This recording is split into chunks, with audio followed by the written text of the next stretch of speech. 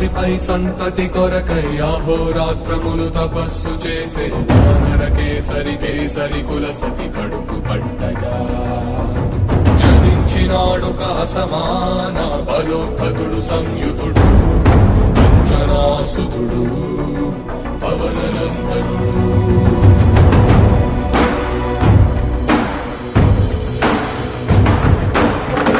కిరణముల ఉదయాత్ముని గని అది పండిన తీయని పంటను కొడు సూర్య మండలము పట్టి తినాలని ఊళ్ళూరే తన దేహం నాటున రవి మరుగై జలము చీకటై పోరా.